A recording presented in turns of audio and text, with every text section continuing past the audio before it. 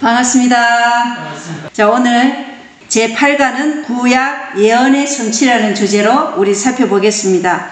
자, 요한복음 5장 36절 기억절을 다 같이 읽고 시작하겠습니다. 시작. 내게는 요한의 증거보다 더 큰 증거가 있으니 아버지께서 내게 주사 이루게 하시는 역사, 곧 내가 하는 그 역사가 아버지께서 나를 보내신 것을 나를 위하여 증언하는 것이요. 자, 예수님께서 오신 목적이 있죠. 그죠? 아버지께서 내게 주사 이루게 하신 그 역사, 그 크신 일, 그것을 하기 위해서 오셨다. 이렇게 말씀이 되어 있어요. 또 그 역사가 아버지께서 나를 보내신 것을 나를 위하여 증언한다. 내가 하는 모든 일이 아버지께서 나를 보내셨다는 증거다.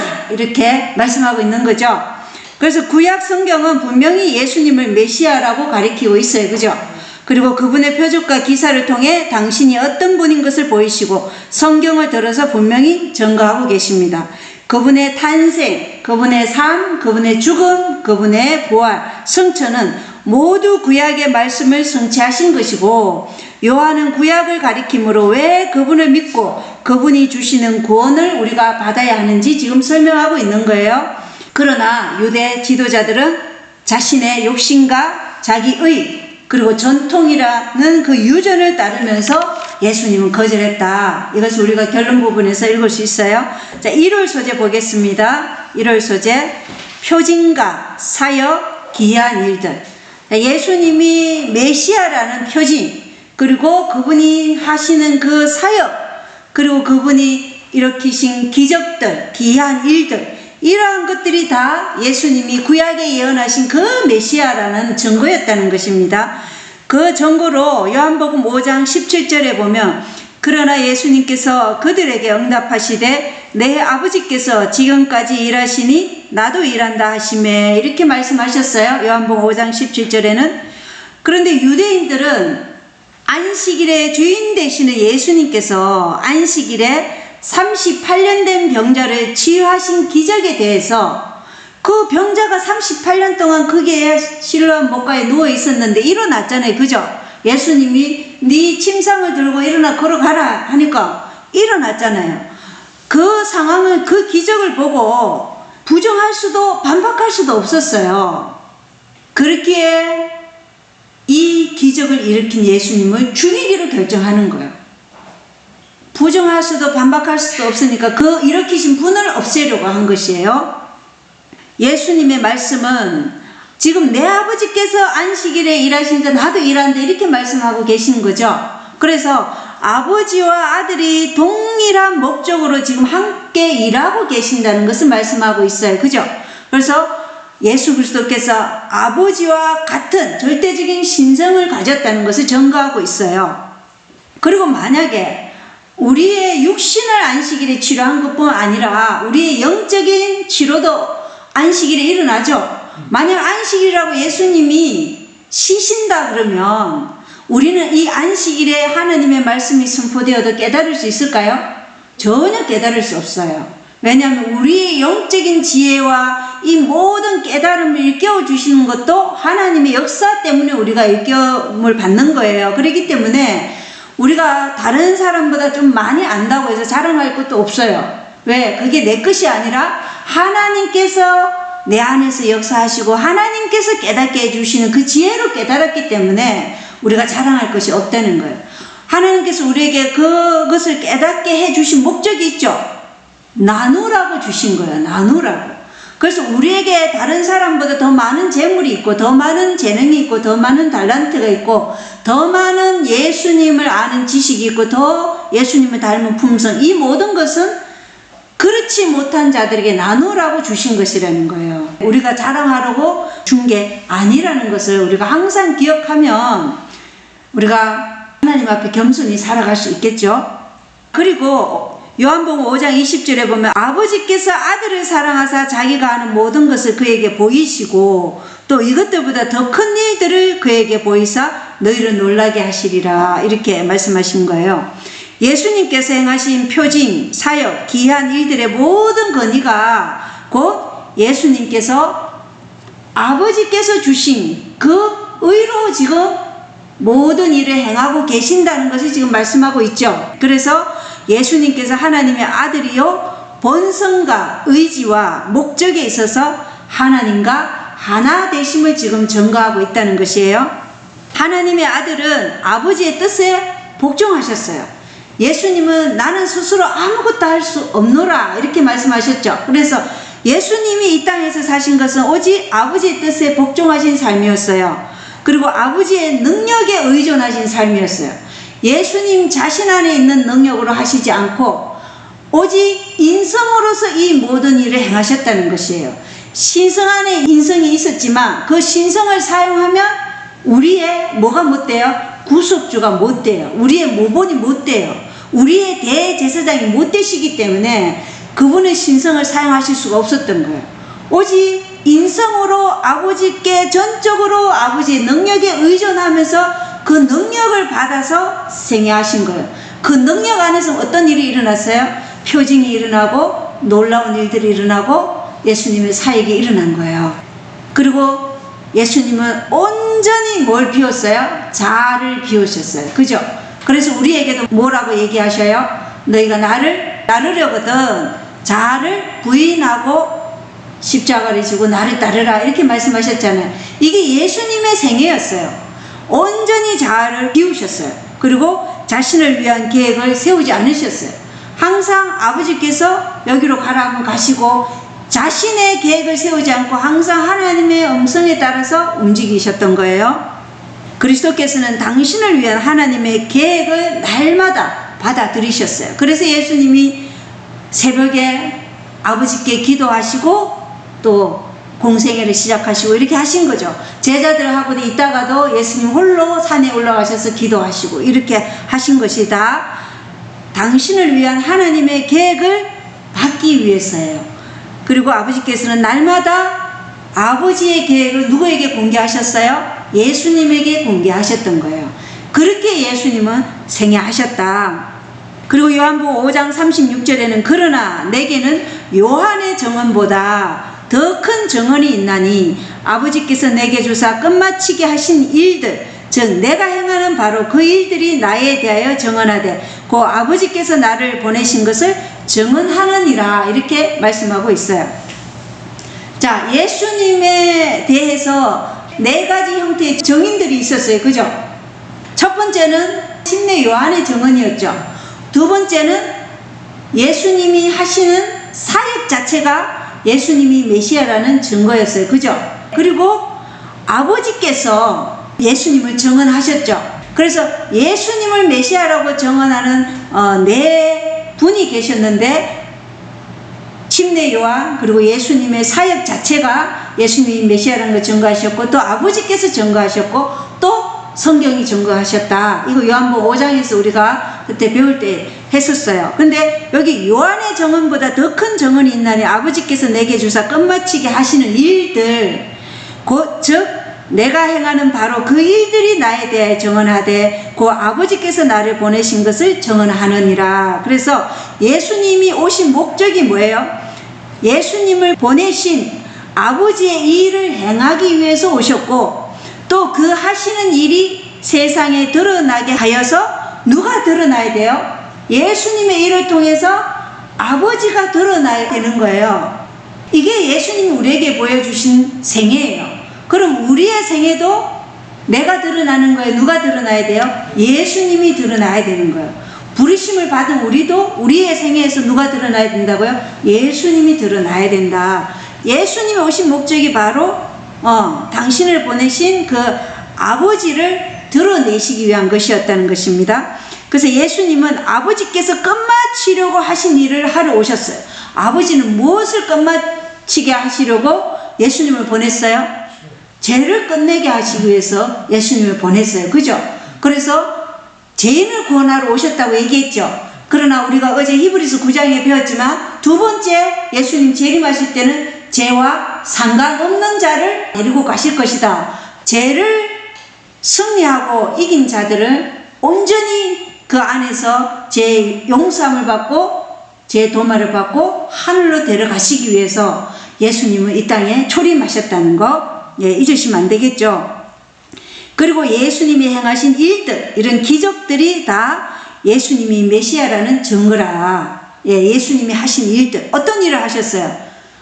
귀신 들린 자 노연하게 하고, 또 눈먼 자 눈 뜨게 하고, 귀머거리 귀 들리게 하고, 미친 강인을 그 마귀 올무에서 풀어나게 하고, 죽은 자도 생명을 다시 있게 한, 죽음에서 살아나게 하는 이러한 일들. 그리고 파도 위를 걸으셨고, 물을 포도즙으로 만드셨고, 또 성전을 정결케 하고 오병이의 기적을 행하시고, 이러한 모든 것들이 예수님이 메시아라는 증거였다는 것입니다. 그리고 요한복음 5장 37절에 보면, 또 나를 보내신 아버지께서 친히 나에 대하여 증언하셨느니라. 너희는 아무 때에도 그분의 음성을 듣지 못하고 그분의 모습을 보지 못하였으며, 이렇게 말씀하셔요. 내가 하는 그 일이 내가 누군지 너희에게 드러내고, 또 아버지께서 나에 대해 증언하셨다. 어떻게 증언하셨죠? 침례 받으실 때 이는 내 사랑하는 아들이라 내 기뻐하는 자라고 말씀하셨다는 것입니다. 그래서 예수님은 침례 시에 하늘에서 들린 그 음성과 구약 시대의 대언자들을 통해 아들에 대해 입증해 주신 증언들이 그 아버지께서 예수님을 보내셨다는 증거라고 말씀하시고, 요한복음 5장 38절에 보면, 또 그분의 말씀이 너희 속에 거하지 아니하나니 이는 그분께서 보내신 일은 너희가 믿지 아니하기 때문이라, 이렇게 말씀해요. 그 말씀이 너희 속에 거하지 아니하기 때문에 누구를 믿지 않았다고요? 예수님을 믿지 않았다. 그래서 말씀이 우리 안에 쌓여 있는 거 굉장히 중요하죠. 말씀이 없으면 우리가 누구를 거절하게 돼 있어요? 예수님을 거절하게 돼 있어요. 메시아를 거절한다니까요. 그래서 날마다 우리가 성경을 통독해야 되는 거예요. 그리고 성경 말씀이 내 마음에, 뼈에 계속 사무치고 쌓이게 해야 되는 거예요. 새기게 해달라고 하는 거예요. 율법이 원래 새겨져 있었잖아요, 아담은. 그런데 죄로 인해서 그 새겨진 율법이 희미해졌다 그랬죠. 예언의 신에 보면 희미해졌다 이렇게 돼 있어요. 그 희미해진 글씨를 어떻게 해야 돼요? 다시 성령을 통해서 우리 마음에 새겨야 된다는 거예요. 어떻게 해요? 확실하게 새겨야 된다는 거예요. 그렇게 새긴 사람은 예수님은 거절하지 않는다는 것을 지금 얘기하고 있어요. 그래서 예수님이 유대인들을 책망하신 그 성경절들을 살펴보면, 지금 요한복음 5장 38절에 그분의 말씀이 너희 속에 거하지 아니하므로 그들이 예수님을 거절하고, 또 40절에 보면 너희는 생명을 얻기 위해 내게 오기를 원치 아니하기 때문에 예수님을 거절하게 돼요. 자, 말씀이 없기 때문에, 그리고 생명을 얻기 위해서 누구에게 안 가요? 예수님께 가지 않으므로 유대인들이 예수님을 거절해요. 그리고 42절에는 너희에게는 하나님을 향한 사랑이 너희 속에 없느니라. 그래서 하나님을 향한 사랑이 없어도 우리가 예수님을 거절한다. 그리고 44절에 보면 오직 하나님으로부터만 나오는 종기는 구하지 아니하니 어찌 믿을 수 있겠느냐. 이 종기는 하나님으로부터 나오는 그 영광, 그 영광을 구해야 되는데, 유대인들은 누구의 영광을 구했어요? 자기 영광을 구했어요. 그러니 어찌 믿을 수 있겠느냐, 이렇게 말하는 거예요.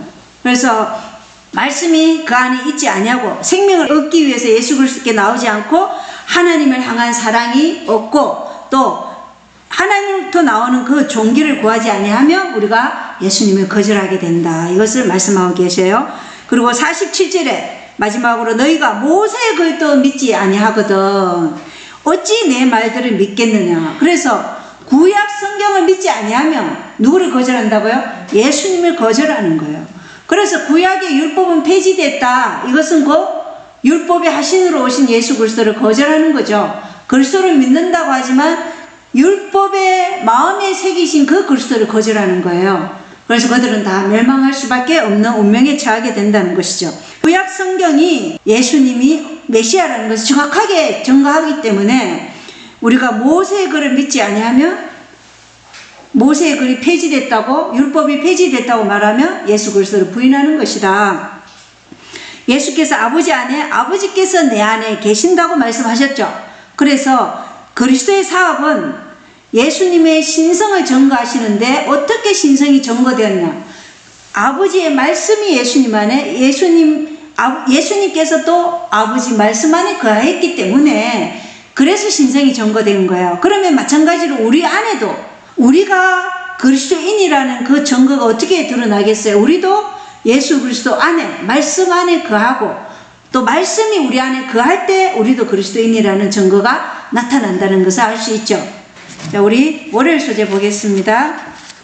월요일 소재는 성경의 권위 있는 역할이었습니다. 그래서 이 월요일 소재 보면 성경 기록들이 성취되었더라 이 말씀이 계속 나와요.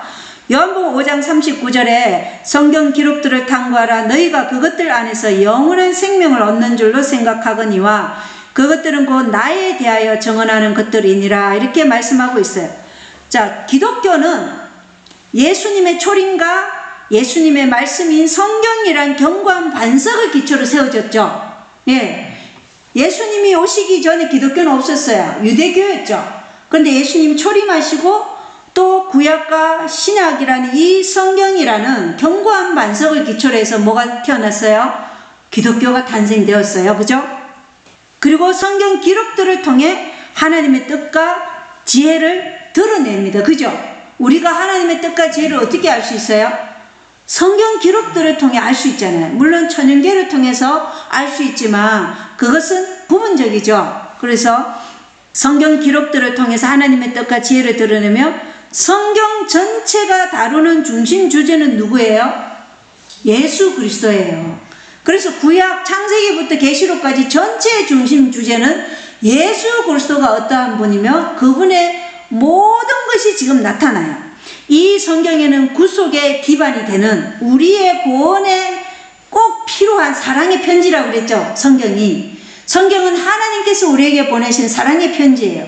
이 사랑의 편지에는 우리를 구속하고자 하는 기본적인 모든 원리들이 여기에 다 기록이 되어 있어요. 첫 번째, 말씀 하나님이신 예수 그리스도의 탄생, 성육신, 그분이 어디에서 왔는가? 그분이 하늘에서 오셨잖아요. 그것을 우리에게 보여주고 있는 거예요. 그리고 두 번째는 아버지의 뜻을 이루러 자신을 포기하신 예수 그리스도의 삶이 나타나요. 33년 반 동안 그분이 어떻게 사셨는지. 그리고 그 삶은 구약의 예언에 다 예언된 그 삶이었다. 그리고 세 번째는 구속주의 죽으심과 부활, 성천을 가리키는 예언들로 다 되어 있어요. 그죠? 그리고 네 번째는 예수님이 죽을 수밖에 없었던 이유가 율법이 불변하다는 거였죠. 그래서 율법이 불변하다는 율법의 신성성이 이 성경에 다 기록이 되어 있고요. 그 다음 다섯 번째가 성소 제도를 통한 구속의 경륜의 신비가 다 성경 기록에 안에 있어요. 그죠? 여섯 번째는 죄를 용서하시는 예수님의 능력이 이 성경 기록들에 다 있어요. 죄를 용서하시는 예수님의 능력. 그리고 일곱 번째가 회개와 구주의 능력을 통한 평화와 구원의 복음이 이 성경 66권 안에 다 기록이 되어 있다는 것입니다. 그래서 이것이 우리의 구속을 기반으로 하는 모든 원리들이 이 안에 있기 때문에 우리가 말씀과 가까워져야 되겠어요? 멀어져야 되겠어요? 가까워져야 되겠죠. 예, 그래서 내가 말씀을 보지 않는다. 우리 하루에 얼마나 보시죠? 내가 말씀을 집에서 보지 않는다. 그럼 나는 지금 점점 누구랑 멀어지고 있다는 증거예요. 예수님과 멀어지고 있는 증거예요. 왜? 말씀이 우리의 구속의 기반이 되기 때문에 말씀을 안 본다는 것은 내가 구원과 지금 점점 멀어져서 마귀의 올무에 지금 점점 가둬지고 있다는 증거예요. 그래서 성경을 탐구하면 그 성경 안에서 영원한 생명이신 예수님이 내 안에 거하시도록 우리는 어떻게 해요? 자신을 포기하는 그 순종의 삶을 살도록 말씀이 내 안에 거하게 된다는 것이에요. 그래서 내가 순종하는 게 아니죠. 말씀이 내 안에 거함으로 그 말씀이 내 안에서 나를 순종하게끔 굴복시키는 거예요. 그 말씀이 뭐예요? 생명과 은혜와 긍휼의 말씀이고 우리를 살리는 말씀이기 때문에 그 말씀이 내 안에 있으면 내가 굴복이 되는 거예요. 그러나 말씀이 없으면요, 우리의 본능이 올라오게 돼 있어요. 그죠?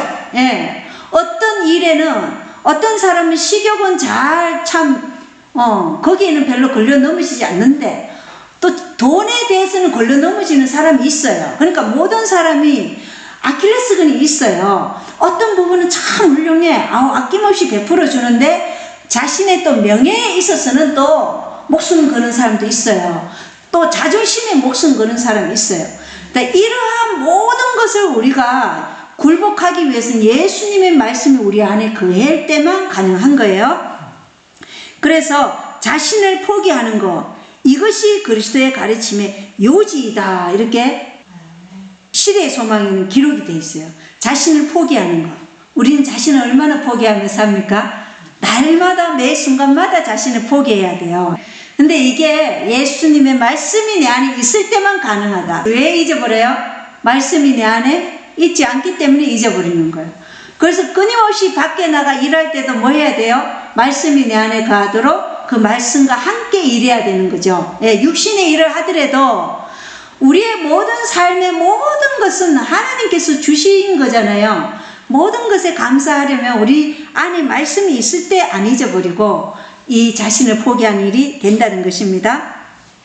자, 그래서 유대인들은 성경 말씀을 피상적으로 밖에 알고 있지 못하면서 자신들은 영생을 얻었다고 생각했어요. 오늘날 그리스도인들도 마찬가지죠. 일요일 교회 다니는 분들이나 재림교회 안에도 그런 분들이 있어요. 우리는 안식일 지키니까 우리 영생을 얻었다 이렇게 생각하시는 분들도 있고, 또 일요일 교인들은 우린 예수만 믿으니까 구원 받는다 이렇게 생각하는 분들 굉장히 많아요. 그래서 과거의 유대인들의 역사가 오늘날 그리스도인들에게 반복되고 있다는 것입니다. 유대 지도자들은 예수님을 기만자라고 입증하려고 힘썼어요. 자기는 영생을 얻었다고 생각하면서 예수님을 기만자라고 입증하려고 힘썼어요. 왜냐? 예수님이 있으면 자기들이 뭐가 자꾸 드러나요? 악이 드러나요. 그러니까 자기들의 악을 돌쳐내는 누구를 죽여야 돼요? 예수님을 죽여야만 했기 때문에 예수님을 기만자라고 입증하려고 했어요. 그래서 그분의 신성의 증거로 마땅히 받아들였어야 할 말씀까지도 대적하는 말씀으로 해석하고 더욱더 빛을 저항하기로 결심합니다. 유대 지도자들이. 그러니까 예수님이 요한복음 5장 40절에 그러나 너희는 생명을 얻기 위해 내게 오기를 원치 아니하는도다. 생명을 얻으려면 예수님께 나아가서 자기가 아무리 사내들인 공회 의원이라 할지라도 대제사장이라 할지라도 누구에게 무릎을 꿇어야 돼요? 예수님에게 무릎을 꿇어야 되는 거예요. 그런데 그 생명을 얻기 위해 예수님에게 나오지 않는 거예요. 마귀의 올무에 사로잡힌 그 사슬을 끊을 수 있는 분은 오직 예수 그리스도밖에 없는데 성경 말씀만이 죄의 사슬이라는 이 올무에 사로잡힌 우리를 끊어낼 수 있는 생명나무인데 누구에게 안 간다고요? 말씀이신 예수님께 안 나간다는 거예요. 그러면 우리가 유대인들처럼 이렇게 되는 거예요. 그래서 우리가 진리를 들을 기회도 있었고 진리를 알 수 있는 기회도 있었지만 그 기회를 이용하기를 거부한 사람은 고의로 진리를 들을 기회가 없는 위치에 자신을 두었으므로 진리를 들었지만 그 전가하는 바를 완고하게 거절한 사람들로 간주된다고 리뷰의 글이 기록되어 있어요. 그래서 우리가 들을 기회도 있었고 배울 수 있는 기회도 있었는데 우리가 고의로 알기를 거절한 것도 완고하게 거절한 사람들의 죄와 동일하다 이렇게 말씀하고 있어요. 요한복음 5장 46절에 보면 너희가 모세를 믿었더라면 나를 믿었으리니 그는 나에 대하여 기록하였니라. 그러나 너희가 그의 글도 믿지 아니하거든 어찌 내 말들을 믿겠느냐 하시니라. 이렇게 말씀하셔요. 모세를 통해 말씀하신 분은 누구였어요? 그리스도이셨죠. I am that I am. 가시떨기 나무에 나타난 그분은 그리스도이셨어요. 나는 스스로 계신 분이라 스스로 자신의 이름을 말씀하신 분도 그리스도이셨어요. 모세를 통해 말씀하신 그분은 그리스도이셨는데 모세를 믿었더라면 곧 누구를 믿었을 것이다? 초림한 나를 믿었을 것이다. 그런데 그들이 누구를 안 믿었어요? 그들은 율법에 정통한 자들이라고 스스로 얘기했지만 그들의 마음에는 그 율법의 정신을 받아들이지 않았기 때문에 율법의 하신으로 오신 그 마음의 율법이 새겨지신 그 예수님은 받아들이지 못했던 거예요. 그들이 예수님의 음성에 귀를 기울였더라면 모세가 기록한 그 예수님을 믿었을 것이라는 거예요. 그런데 그들은 예수님의 음성에 귀를 기울이지 않았다는 거예요. 그래서 예수님은 요한복음 3장 14절에 뭐예요? 모세가 광야에서 뱀을 든 것 같이 사람의 아들도 반드시 들려야 하리니 이렇게 구약 성경 말씀을 얘기해 줬어요. 본인이 광야에서 들리는 그 십자가에 들려야 할 메시아다 이렇게 말씀하셨죠. 이 말씀은 민수기 21장 5절로 9절에 있는 말씀을 말씀하신 것이죠. 민수기 21장 9절에 보면 모세가 놋뱀을 만들어 장대 위에 다니 뱀이 어떤 사람을 물었을 때 그가 그 놋뱀을 쳐다보면 살리라 이렇게 되어 있어요. 그래서 기록된 구약의 역사를 통해 십자가 위에서의 그리스도의 죽으심만이 마귀의 사망의 권세를 잡은 자, 그 제2의 창시자의 파멸이 확실함을 말씀하신 것이에요. 예수님이 십자가에 달려 돌아가심으로서만 인류의 뭐가 제거돼요? 죄삭슨 사망이라는 그 죄가 제거되고 마귀의 권능이 정복되는 것이죠. 사망, 죄, 죽음을 가져온 그 마귀를 정복하는 분이 오직 예수님밖에 없다는 것이에요. 예수님이 십자가에 달려 돌아가심으로서만이 이 사망의 권세 잡은 자 마귀를 정복할 수 있다. 이것을 지금 말씀하고 있는 것입니다. 요한복음 13장 18절에 보면 내가 너희 모두를 가리켜 말하지 아니하노니 나는 내가 택한 자들이 누구인지 아노라. 그러나 나와 함께 빵을 먹는 자가 자기 발꿈치를 들어 나를 대적하였나이다 한 성경 기록이 성취되게 하려 하노라. 계속해서 성경 기록이 성취되게 하노라 이렇게 말씀하셔요. 이 가룟 유다가 멸망의 아들이죠. 가룟 유다가 예수님을 팔 것을 예수님은 예지를 통해서 아신 거예요. 그의 품성과 그의 모든 것을 보고 예지 정해놓은 게 아니에요. 가룟 유다가 나를 팔 것이다 이렇게 정해놓은 게 절대 아니라는 것이에요. 빌라도도 자기가 정말로 예수님이 무죄했더란 풀어줬으며 빌라도는 예수님을 십자가에 넘겨준 그 죄에서 자유화했을 거예요. 그런데 빌라도는 세속의 위대함을 더 사랑했잖아요. 그러므로서 예수 그리스도라는 한 생명을 희생시키더라도 자기의 지위를 위해서 예수님을 십자가에 못 박게 내어줬잖아요. 그래서 죄가 있었던 거예요. 만약에 빌라도가 그것을 자기가 하지 않았더라면 빌라도의 그 죄가 없는 것이죠. 그래서 예수님이 예정하신 게 아니라 예지력으로 보신 것이죠. 예지하시는 그 능력으로 가룟 유다가 멸망의 아들이 되겠구나. 그래서 예수님은 팔자가 바로 가룟 유다가 되겠구나 이렇게 아신 거예요. 그리고 이 말씀은 시편 41장 9장의 말씀이 성취된 것이에요. 그래서 예수님이 하신 말씀이 다 구약 예언에서 성취되어 가고 있다는 것을 보여줘요. 시편 41장 9절에 보면 참으로 내가 신뢰한 나의 친한 친구 곧 내 빵을 먹은 자가 자기 발꿈치를 들어 나를 대적하였나이다 라는 구약 예언에 성취되었다는 것입니다. 그래서 예수님이 제자들에게 말씀하실 때 모세의 율법과 대언자들의 글과 또 시편에 나에 대해 증거했다 이렇게 말씀하고 있었잖아요. 그죠? 그게 누가복음에 나오잖아요. 그죠? 자, 그리고 요한복음 17장 12절에 아버지의 이름으로 11 제자는 지켰다 이렇게 얘기해요. 이름은 그 사람의 품성을 나타낸다. 품성. 그래서 아버지의 이름은 아버지의 품성을 나타낸다는 거예요. 그러면 아버지의 이름으로 11 제자는 지켰다. 이 말은 곧 아버지의 품성이 예수님 안에서 재현되었죠. 그래서 11 제자들은 그 주님의 품성에 연합함으로써 지킬 수 있었던 거예요. 그죠? 11 제자는 예수님의 품성과 연합하고자 했어요. 그래서 지킬 수 있었던 것이고 가룟 유다는 예수님의 품성이 아닌 마귀의 품성이었기 때문에 멸망의 아들이 된 것이에요. 가룟 유다의 정신은 마귀와 연합하였기에 멸망에 이를 수밖에 없음을 말하고 있는 것입니다. 그리고 요한복음 19장 24절에 보면 그러므로 그들이 자기들끼리 이르되 우리가 그것을 찢지 말고 그것이 누구의 소유가 될지 정하기 위해 그것을 두고 제비를 뽑자 하니 이것은 그들이 자기들끼리 내 옷을 나누며 내 겉옷을 두고 제비를 뽑았나이다 하시는 성경 기록을 성취하려 함이더라. 그러므로 군사들이 이 일들을 행하였더라. 그래서 이 군사들이 예수님의 옷을 찢어서 나누어 갖지 않았죠. 제비를 뽑아서 승리한 사람은 그 옷을 가지게 되어 있어요. 이것도 예언의 성취라는 거예요. 어떤 예언의 성취냐? 시편 22장 18절의 예언의 성취라는 거예요. 시편 22장 18절에 보면 자기들끼리 내 옷들을 나누고 내 겉옷을 놓고 제비를 뽑나이다 이렇게 되어 있어요. 그래서 이 시편 22장 18절의 예언을 요한복음 19장 24절에 성취했다. 그리고 요한복음 19장 28절에는 이 일 뒤에 예수님께서 이제 모든 일이 이루어진 줄 아시고 성경 기록을 성취하려고 이르시되 내가 목마르다 하시니. 그래서 예수님이 십자가 위에서도 예언을 성취시킨 것이죠. 어떻게 해요?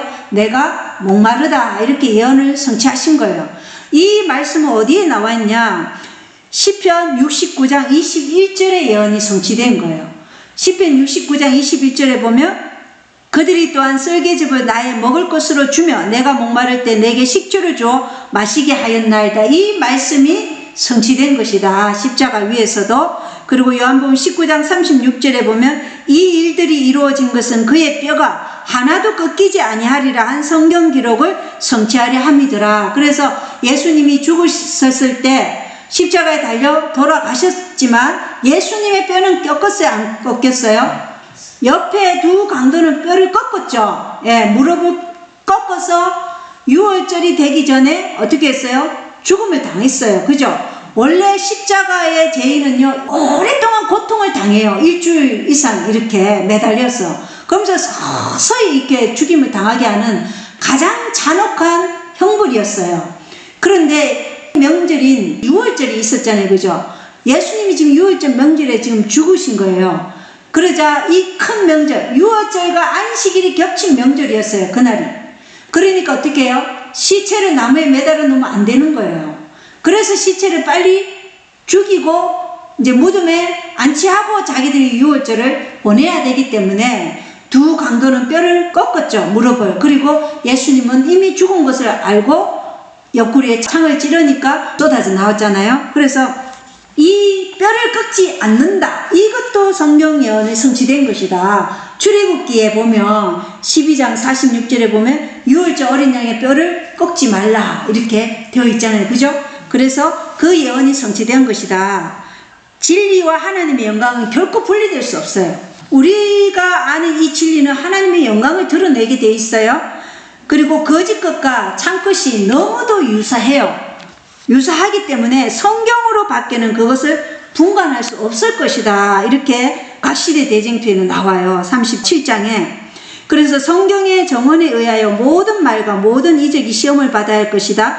우리의 생애는 성경의 믿음 위에 이루어져야 한다. 그래서 모든 말과 모든 이적이 성경의 정언에 의해 시험을 받아야 한다고 얘기해요. 그래서 우리의 생애도 성경의 믿음 위에 이루어져야 하고 성경의 진리로 마음을 견고히 방어한 자들 외에는 아무도 최후의 대쟁투를 견디지 못할 것이다. 이렇게 각시대 대쟁투 37장에 기록되어 있어요. 그래서 우리가 성경의 말씀으로 진리로 마음을 견고히 방어해야 돼요. 우리가 지금 말하는 이 진리들이 우리 안에서는 뭐가 없어요? 반론이 없죠. 그러나 한 발짝만 밖에 나가도 개신교인들 만나고 가톨릭 교인들을 만나보세요. 얼마나 반론이 많은지. 이방인들을 만나보세요. 얼마나 반론이 많아요. 이 모든 반론에 대해서 우리가 성경으로 그 말씀을 답할 준비를 해야 돼요. 그거 갖춰야 된다는 거예요. 왜? 그렇지 않으면 아무도 최후의 대쟁투에 견딜 자가 없다 이렇게 말씀하고 있다는 것이에요. 그래서 성경을 부지런히 상고하라 이렇게 말씀하시는 거예요. 자, 하열 소재 보겠습니다. 예수에 대한 구약 성경의 예언. 자, 요한복음 1장 23절에 보면 그가 이르되 나는 대언자 이사야가 말한 것 같이 주의 길을 곧게 하라 하고 강야에서 외치는 자의 소리로다 하니라. 그래서 요한이 자기를 대언자 이사야가 말한 것 같이 자기는 주의 길을 곧게 하라 하고 강야에서 외치는 자의 소리다 이렇게 말하고 있죠. 이 말씀은 그 이사야 40장 3절의 말씀을 그대로 얘기한 거예요. 이사야 40장 3절에 보면 강야에서 외치는 자의 소리가 있어 이르기를 너희는 주의 길을 예비하라 사막에서 우리 하나님을 위해 큰 길을 곧게 만들라. 그래서 예수님 침례 요한이 태어나기 전에 700년 전에 이사야가 예언을 해놓은 그 일이 지금 700년 후에 성취된 것이에요. 이게 성경이라는 거예요. 그래서 우리는 성경을 믿을 수 있는 거죠. 정확히 그 예언한 일이 그대로 성취되었다는 것을 알 수 있기 때문에. 그래서 그리스도는 성육신하신 영원하신 말씀이시고 침례 요한은 소리라는 것이죠. 소리. 소리는 뭐예요? 이 말씀 하나님의 말을 대변해서 말하는 소리라는 거예요. 그래서 이 소리는 모든 사람의 관심을 누구에게로 향하도록 해야 돼요? 말씀이신 하나님을 향하도록 해야 되는 거예요. 소리가 자기한테 사람을 집중시키면 그건 소리가 아니죠. 자기가 하나님이 되는 거예요. 그래서 우리가 모든 하나님의 말씀을 선포하는 자들은 하나님께로 사람들의 관심이 향하도록 해야 되지 자기에게 관심이 오면 안 된다.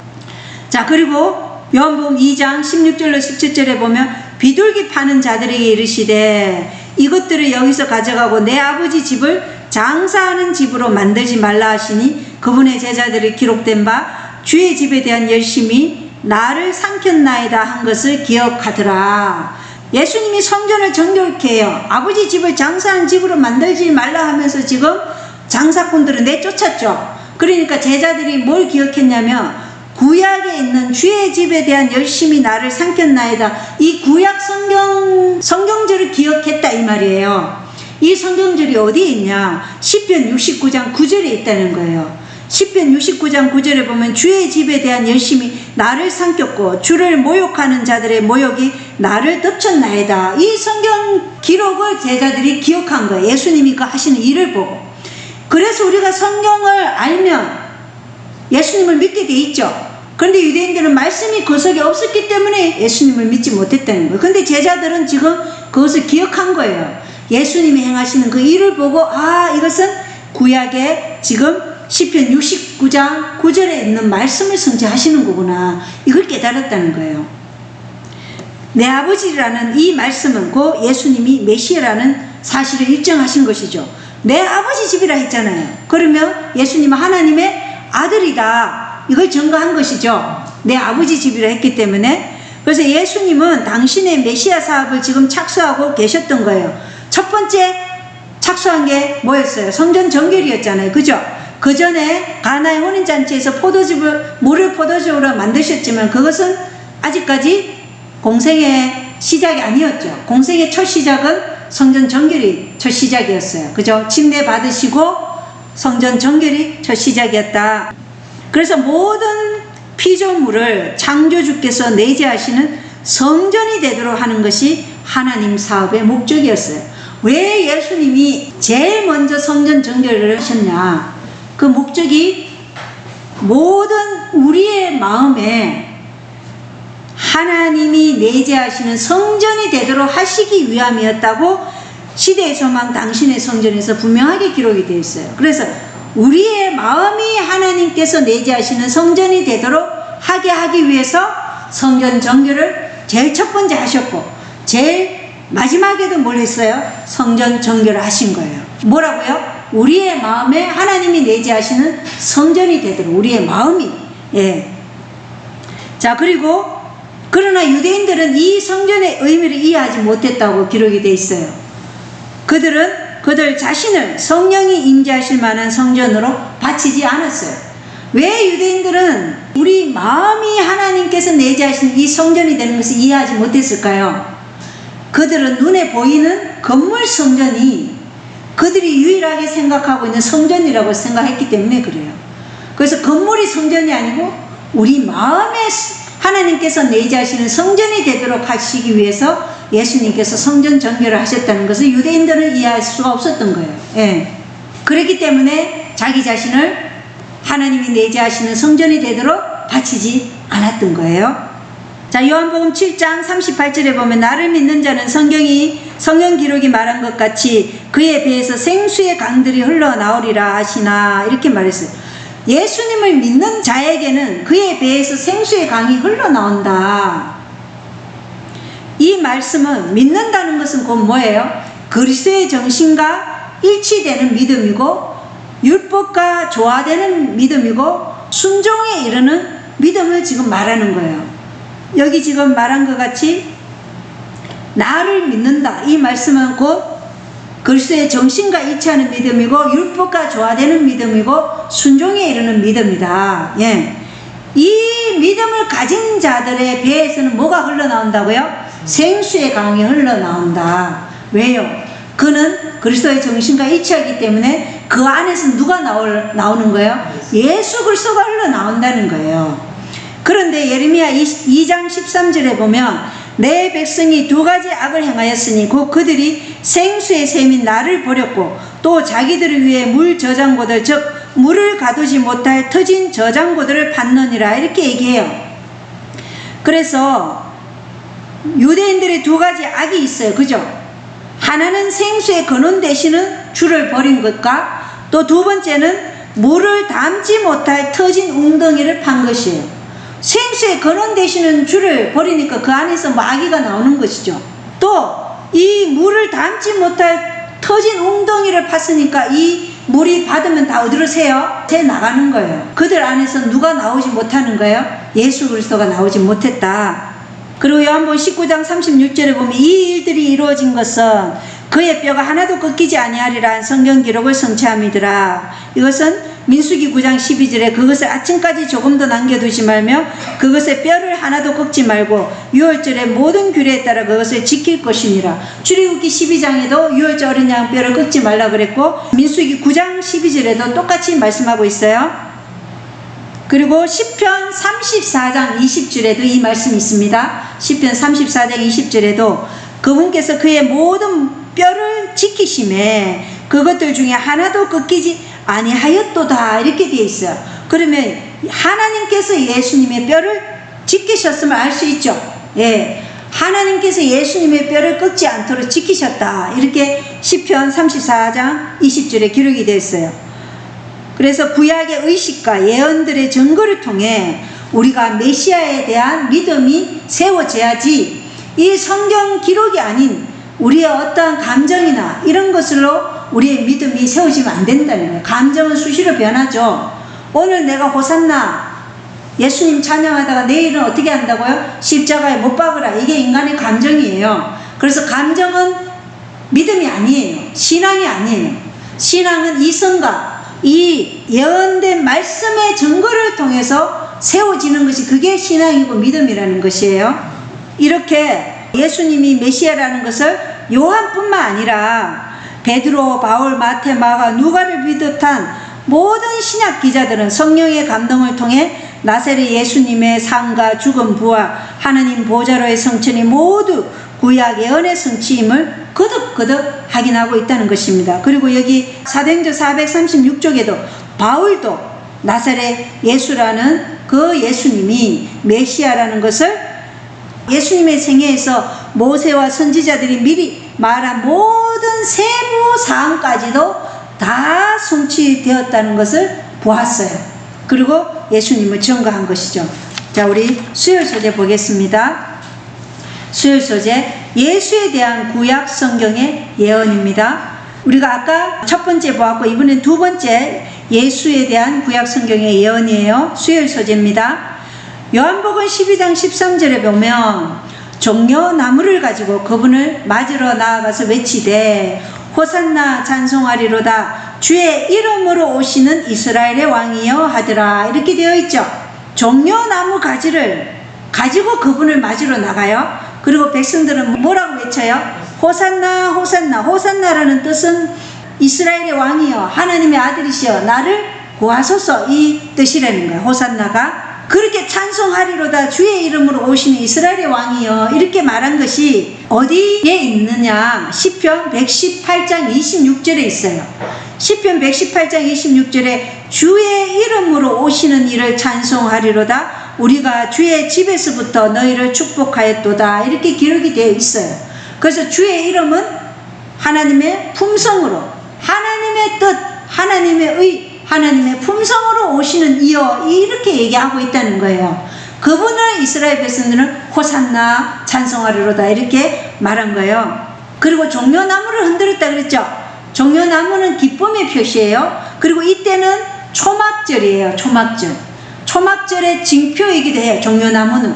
그래서 우리가 계시록 7장 9절에 큰 환난을 통과한 능히 셀 수 없는 큰 무리가 무엇을 입고 흰 예복을 입고 손에는 종려나무 가지를 들고 큰 음성으로 하나님과 어린 양 예수 그리스도를 찬양함을 볼 수 있어요. 계시록 7장 9절에. 그래서 우리가 이 무리에 속해야 되겠죠. 예, 종려나무 가지를 들고 흰 예복을 입고 큰 음성으로 하나님과 어린 양 예수 그리스도를 찬양하는 그 자리에 우리가 있어야 되는 거예요. 거기에 호산나 찬양하리로다 이렇게 우리가 설 수 있어야 된다는 것입니다. 그래서 호산나라는 지금 구하소서라는 의미로 이것은 승리의 외침이라는 것입니다. 그래서 우리가 승리하면 이 외침을 할 것이에요. 예수님의 공생애가 마쳐갈 무렵이었고 예수께서는 이스라엘의 왕이심을 따르는 무리들이 증거하게 하도록 하신 것이죠. 이것이. 그리고 요한복음 12장 14절 15절에 보면 예수님께서 한 어린 나귀를 보시고 그 위에 타시니 이것은 기록된 바 시온에 따라 두려워하지 말라 보라 내 왕이 임하시되 나귀 새끼 위에 앉아 임하시느니라 한가 같으니라. 자, 예수님이 한 어린 나귀를 타신다 이렇게 돼 있어요. 나귀 새끼 위에 앉아 임하신다. 이 말씀이 어디에 있어요? 스가랴서에 있죠. 스가랴서 9장 9절에 오 시온에 따라 크게 기뻐할지어다 오 예루살렘에 따라 크게 외칠지어다 보라 내 왕이 내게 임하시느니라 그분은 의로우시고 구원을 소유하시며 겸손하사 나귀를 타시되 나귀 새끼 곧 어린 수나귀를 타시느니라 이렇게 기록이 되어 있어요. 자, 그래서 예수님은 이 세부 사항까지 그대로 성취하시죠. 어린 나귀 새끼를 타신 거예요. 수나귀를. 이게 참 우리에게 소름 끼치지 않습니까? 어떻게 700년 전에 아니면 500년 전에 400년 전에 예언은 그대로 성취되느냐 이 말이에요. 이게 성경이 정말로 하나님께서 친히 성령의 감동으로 기록하게 하신 거지 아니면 어떻게 500년, 400년, 700년 전에 기록한 그 성경 기록을 그대로 어떻게 요한이 이렇게 쓸 수 있을까요? 그죠? 그래서 참 우리가 하나님을 믿지 않으려면 안 믿을 수 없죠. 이걸 알면 안 믿는 게 이상한 거예요. 그렇지 않습니까? 안 믿는 사람이 이상한 거예요. 그죠? 자, 그래서 스가랴서 예언이 그대로 성취되었다는 것을 우리가 알 수 있어요.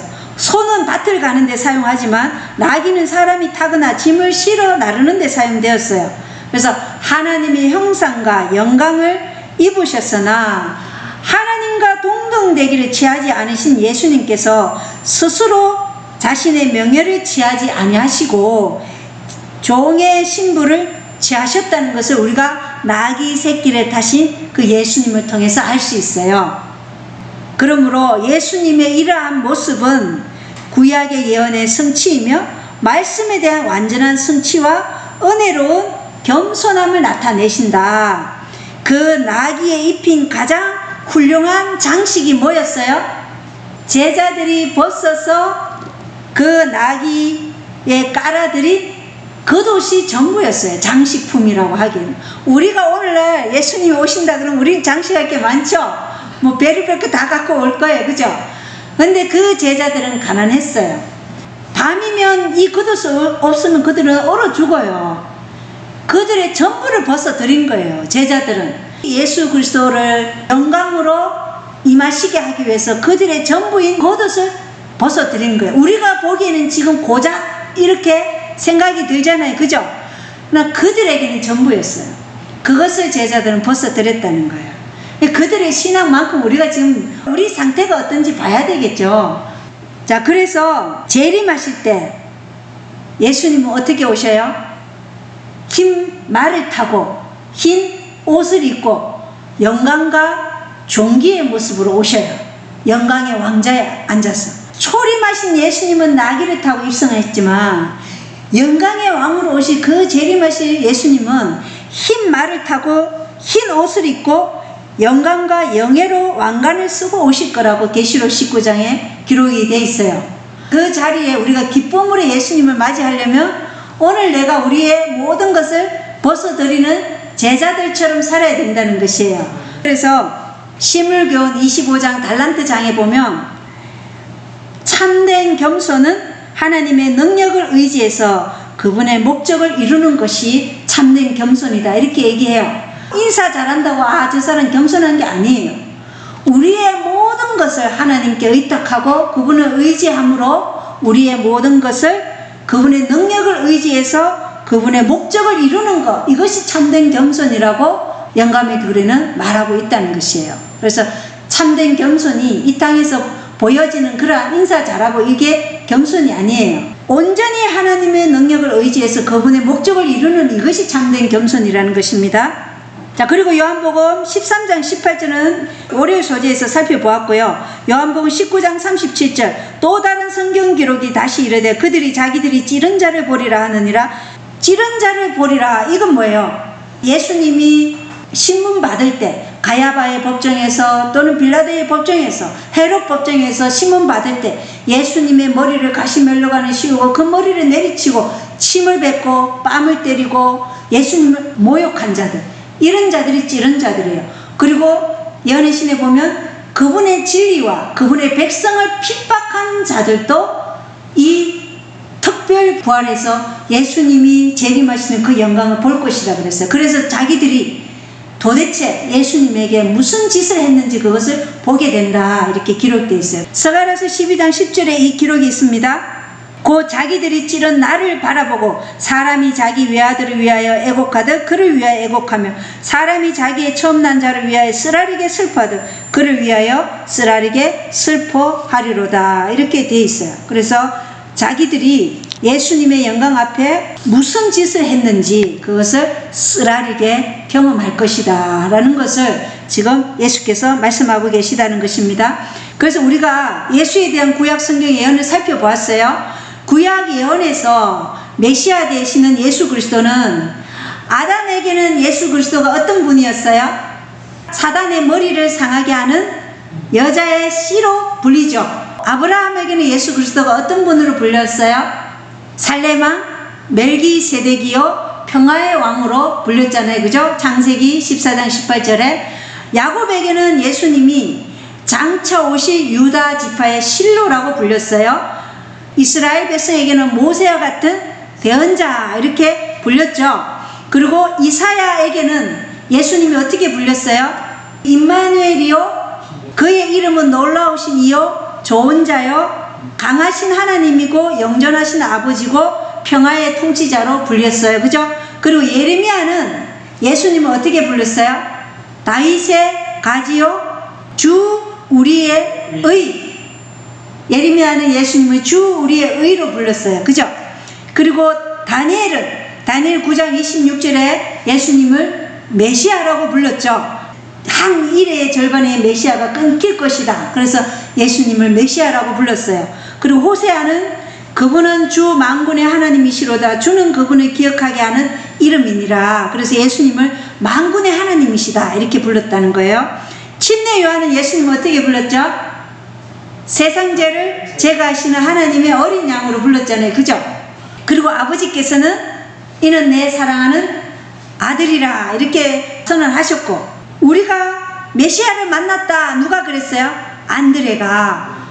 또 모세가 기록한 대언자들이 기록한 그분은 우리가 만났다 누가 얘기했어요? 누구한테 갔는데? 빌립이 나다니엘에게 한 말이에요. 그죠? 모세가 기록하고 대언자들이 기록한 그분은 우리가 만났다. 이게 빌립이 나다니엘에게 한 말이죠. 또 이는 그리스도가 아니냐 이렇게 누가 얘기해요? 수가에 사는 사마리아 동네에 가서 이는 그리스도가 아니냐 이렇게 얘기해요. 베드로는 주께서는 그리스도시요 살아계신 하나님의 아들이심을 믿고 확신하나이다 이렇게 얘기했어요. 그리고 주는 그리스도시요 세상에 오실 하나님의 아들이신즉 내가 믿나이다 이거는 마르다가 얘기한 거예요. 그리고 너희 왕이로다 이렇게 말한 것은 빌라도의 증언이었죠. 그리고 나의 주님이시요 나의 하나님이시니다 누가 얘기했죠? 도마가 얘기했어요. 그리고 우리는 뭐라고 얘기해야 돼요? 우리는 이분은 예수요 메시아요 생명의 왕이요 세상의 구속주라고 선언하는 것이죠. 우리는 그렇게 말해야 되겠죠. 어둠의 권세 잡은 왕인 마귀도 나는 당신이 누구인 줄 아노니 하나님의 거룩한 자니이다 라고 예수님을 승인했어요. 그래서 모든 무릎이 예수님을 하나님의 아들로 승인할 것입니다. 자, 우리 목요일 소재 보겠어요. 아래에서, 그래서 예수님을 위로부터 나셨고 우리는 아래에서부터 났다는 거예요. 그런데 우리도 아래에서 났지만 위를 쳐다보고 위에서 난 빛을 받은 우리도 위에서부터 난 자가 된다는 것을 말씀하고 있어요. 자, 요한복음 8장 12절을 보면 그때에 예수님께서 다시 그들에게 말씀하여 이르시되 나는 세상의 빛이니 나를 따르는 자는 어둠 속에 다니지 아니하고 생명의 빛을 얻으리라 하시니라. 예수님께서 내가 세상의 빛이니 그랬어요. 그죠? 그래서 예수님을 따르면 우리가 어둠 속에 있지 아니한다. 왜요? 생명의 빛을 얻기 때문에. 예수님이 없으면 우리 마음에 뭐가 임해요? 어둠이 임한다는 거예요. 우리의 평안을 깨뜨리고 우리의 행복을 깨뜨리는 것은 다 뭐예요? 내 안에 예수님이 없기 때문이다. 그걸 알 수 있죠. 왜? 예수님이 없으면 어둠이 임하기 때문에 그렇다. 이걸 지금 예수님께서 말씀하고 있다는 것입니다. 예수님께서 이 말씀을 하실 때 초막절 예식과 관련된 성전 마당에 계셨어요. 이 예식은 광야에서 이스라엘을 인도한 구름 기둥과 불 기둥으로 임재하신 그 예수님을 기념하였고 또 오시는 메시아를 가리키는 것으로 간주된 그러한 명절이었던 것이에요. 그래서 이 구름 기둥, 불 기둥으로 이스라엘 백성을 인도한 것을 기념하고 또 오실 메시아를 가리키는 것으로 간주된 그러한 명절이 뭐였다고요? 초막절 또는 장막절이었어요. 그죠? 그때 누가 계신 거예요? 그들의 마음속에 생명의 빛을 비추기 위한 예수님이 그들 가운데 있었다는 것입니다. 생명의 참 빛이신 예수님께서 세상에 오셔서 그 어둠을 걷어내시기 위해서 그들에게 지금 뭘 비추고 계시는 거예요? 생명의 빛을 쫙 비추고 있는 거예요. 비추고 있는데 정작 그 빛을 받은 자들은 그 빛을 거절하고 있는 그러한 모습인 거예요. 요한복음 8장에. 자, 요한복음 8장 13절 읽어드리겠습니다. 그러므로 바리새인들이 그분께 이르되 내가 내 자신에 대해 정언할지라도 내 정언은 참되지 아니하도다 하매. 그래서 바리새인들의 마음의 눈이 하나님의 사랑에 대해 열려있지 않았기 때문에 그들은 예수님을 받아들일 수 없었어요. 그들의 마음이 하나님의 사랑에 열려있었다면 그들은 예수님을 받아들였을 것이에요. 왜? 이 초막절이 누구를 기념한 거였어요? 구름 기둥, 불 기둥으로 그들이 인도하신 그 예수님을 지금 기념하는 날이었잖아요. 그죠? 그런데 그들은 하나님의 말씀에 그들의 마음이 열려져 있지 않고 하나님의 사랑에 그들의 마음이 열려있지 않기 때문에 생명의 빛을 거절하게 되는 것이죠. 자, 목요일 소재입니다. 요한복음 8장 17절 18절에 보면 너희 율법에도 두 사람의 증언은 참되도록 기록되었으니 내가 내 자신에 대하여 증언하는 자가 되고 나를 보내신 아버지도 나에 대해 증언하시느라 이렇게 말씀하셨어요. 그리고 19절에 이에 그들이 그분께 이르되 내 아버지가 어디 있느냐 하니 예수님께서 대답하시되 너희가 나도 알지 못하고 내 아버지도 알지 못하는도다. 너희가 나를 알았더라면 내 아버지도 알았으리라 하시니라. 그렇죠? 자, 예수님은 아버지의 품성과 인격을 그들 앞에 드러내고 있었기 때문에 예수님을 알았더라면 누굴 알았다는 거예요? 아버지를 알았을 것이다. 그들은 그런데 예수님을 몰랐기 때문에 네 아버지가 어디 있냐 이렇게 물어본 거예요. 자신들을 하나님께 바치기를 거부하였기에 그들은 어디에 지배를 당하고 있는 거예요? 악령에 지금 지배를 당하고 있기 때문에 이 생명의 빛이신 예수님을 거절하고 있는 것이에요. 그리고 그들은 가장 비참한 마귀의 노예 상태에 지금 있는 거예요. 우리도 마찬가지예요. 이 생명의 빛 대신 말씀에 거하지 않고 하나님의 사랑에 대해서 우리의 마음을 열지 않고 말씀이 우리 안에 거하도록 우리의 자신을 포기하지 않으면 우리도 가장 비참한 마귀의 노예 상태에 있다는 것을 우리가 알 수 있어요. 자, 요한복음 8장 23절에 그분께서 그들에게 이르시되 너희는 아래에서 났고 나는 위에서 났으며 너희는 이 세상에 속하고 나는 이 세상에 속하지 아니하니라 이렇게 말씀하셔요. 유대인들에게 그들이 아래에서 났으므로 그리스도의 말씀의 정언들을 받아들이지 못한다고 지금 말씀하고 있어요. 아래에서 났다. 이거는 뭐예요? 사망의 권세 아래에서 났다는 거예요. 태초부터 거짓말쟁이요 살인자인 그 마귀에게서 났다 이렇게 말씀하신 거예요. 예수님의 말씀은 위로부터 생명의 빛을 받은 자들만이 깨닫게 되는 말씀인 것이에요. 그죠? 위로부터 생명의 빛을 보고 위를 바라보고 위만 쳐다보고 하늘의 능력을 의지해서 온전히 그분의 말씀을 붙잡고자 하는 자들은 이 말씀을 깨달을 텐데 그들은 위를 쳐다보지 않고 오직 자기 영광, 세속의 위대함에 꽂혀 있었기 때문에, 거기에 집착해 있었기 때문에 하늘을 바라볼 수가 없었던 거예요. 유대인들은 세상에 속하였고 세상에 속한 자는 하나님께는 원수가 되죠. 그죠? 세상에 속한 자는 하나님께 원수가 되므로 세상에 속하지 않은 예수님을 받아들일 수 없는 본성에 속한 자였어요. 그래서 성령의 일을 알 수도 없고 받아들일 수도 없었고, 오히려 성령에 속한 사람은 어떻게 해요? 핍박하고 대적하고 죽이라는 것입니다. 이것이 육과 성령이 결국은 분리될 수밖에 없는 그러한 것이에요. 그래서 8장 24절에 보면, 그러므로 내가 너희에게 말하기를 너희는 너희 죄들 가운데서 죽으리라 하였노니 너희가 만일 내가 그인 줄 믿지 아니하면 너희 죄들 가운데서 죽으리라 하시니라. 그래서 내가 그니라, 이건 뭐예요? 모세에게 나는 스스로 계신 하나님이다. 그리고 이사야 44장 6절에 보면 나는 처음이요 나는 마지막이라, 나 외에는 다른 신들이 없느니라. 그 말씀하신 그분이 바로 나는 그니라, 이렇게 말씀하고 계신 거예요. 그리고 사도행전 4장 12절에는 다른 사람 안에는 구원이 없나니 하늘 아래에서 우리를 구원할 다른 이름을 사람들 가운데 주지 아니하신 그분이다, 이걸 얘기하고 계시는 거예요. 그래서 오직 예수님 안에만 뭐가 있어요? 구원이 있죠. 왜요? 예수님만이 우리의 죄를 위해서 대속의 희생을 치렀었기 때문이에요. 우리를 위해서 피를 흘리지 않은 분은 우리 하나님이 아니죠. 부처가 아무리 좋은 일을 했어도 우리를 위해서 피를 흘리지 않았어요. 그죠? 교황이 아무리 세상의 가난한 자의 아버지라고 말해도 그는 우리를 위해서 피를 흘린 분이 아니에요. 그래서 우리를 위해 피를 흘리신 예수 그리스도만이 우리의 유일하신 구원자 되신다는 것을 우리가 꼭 기억해야 되겠죠. 요한복음 8장 28절에 이에 예수님께서 그들에게 이르시되 너희가 사람의 아들을 들어 올린 뒤에야 내가 그인 줄 알며 또 내가 스스로 아무것도 하지 아니하고 오직 내 아버지께서 내게 가르쳐 주신 대로 내가 이것들을 말하는 줄을 알리라. 그래서 예수님의 십자가에서의 들리심, 못 박히심이 있은 후에야 예수님께서 진실됨이 입증되고 참 메시아이며 아버지께서 행하라고 하신 일만을 행하셨음을 믿게 될 것이다, 이걸 지금 말씀하고 있다는 것입니다. 그리고 하나님의 영광이 드러나죠.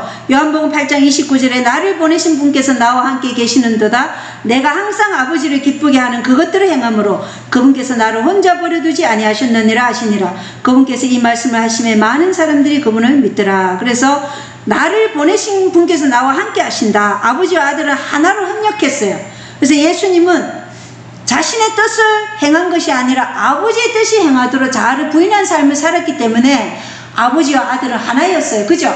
우리도 예수님과 하나 되려면 어떻게 해야 돼요? 우리의 자신을 부인하는 삶을 살 때만 우리도 예수님과 우리가 하나가 되는 것이에요.